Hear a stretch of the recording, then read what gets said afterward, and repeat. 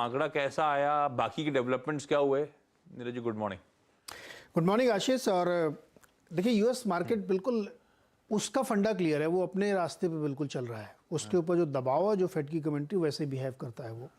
तो शुरुआत में शुक्रवार को थोड़ा था, लेकिन बाद में सब फिजल आउट हो गया। क्योंकि दो जो इम्पोर्टेंट चीज़ें हैं, एक तो पीसी जिसकी आपने जिक्र की वो, लेकिन उससे पहले ब्रॉडर नंबर्स पे आपने नजर डाली है। जब हम लोग कह रहे थे तो सितंबर का महीना खराब होता मार्केट में, बहुत बुरा बीता है। डाउ 8-9% गिरा है, नैस्डैक 11% के आसपास गिरा है और 9% S&P गिरा है। ये एक महीने की गिरावट है सिर्फ सितंबर की।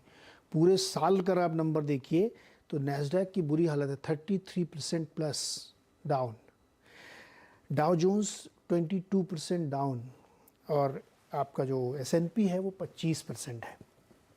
तो ये जो कमज़ोरी है ये इंडिकेट करती है कि वहाँ पे धीरे धीरे लोग माल बेच रहे हैं, एक्सेप्ट करें। बीच बीच में ब्लिप आते हैं, क्योंकि जब आप बड़े नंबर देखते हैं तो आपको समझ में आता है कि हाँ ये तो कंटिन्यूएशन में है। तो बीच बीच में जो उछाल आती है वो नहीं लगती। अब इसमें बहुत सारे लोगों की अलग अलग राय है कि ओवरसोल्ड जोन हो गया है, ये बहुत गिर चुका है, सब कुछ डिस्काउंटेड है।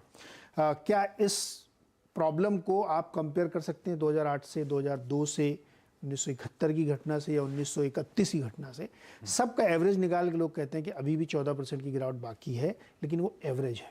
तो यहाँ से ज़्यादा भी हो सकती है या यहाँ पे हो सकता है कुछ समय के लिए बेयर मार्केट में भी एक बाउंस आता है, वो हो सकता है। लेकिन अब ये कंफर्म है कि मार्केट वहाँ के बहुत वीक है। दूसरा जो आगे के संकेत होने चाहिए, जिस पे हमको लगता है बाजार रिएक्ट करना चाहिए, अच्छा करना चाहिए, तो वो ओवरसोल्ड को सबसाइड करता है ये पीसी का नंबर, जिससे अंदाज़ा लगता है कि लोग खर्चा किस तरह से कर रहे हैं। वो अगस्त में 6.2 हुआ है, बढ़ के आया है। साल दर साल आप देखिए तो अभी भी ऊपर है। और उसमें से अगर आप एनर्जी और फूड हटा दीजिए, जैसे कोर इन्फ्लेशन, वैसे कोर पीसी में आप जाएंगे तो वो 0.6% और बढ़ गया है।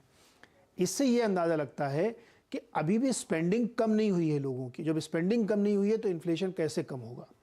एनर्जी और फूड को आप अलग करके देख रहे हैं तो भी बढ़ा हुआ है, और टोटलिटी में देखते हैं तो भी बढ़ा हुआ है, क्योंकि बहुत ज़्यादा कमी आई नहीं है।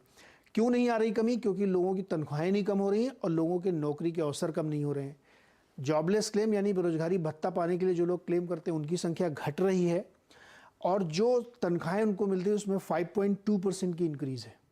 आर्ली सैलरी का जो ग्रोथ देखने को मिल रहा है, तो इसलिए ये संकेत नहीं मिल रहा है कि आगे जाके पीसी कम हो जाएगा।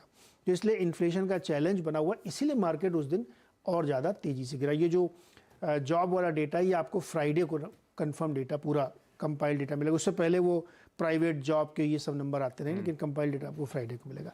तो यूएस मार्केट की ये पूरी जो तस्वीर है वो इंडिकेट करती है कि अभी भी चीज़ें वहाँ पे ठीक नहीं हुई हैं। अरे बाप रे।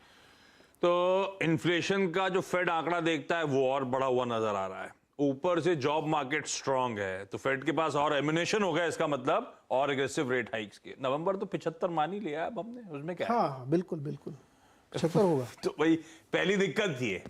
दूसरी दिक्कत थोड़ा सा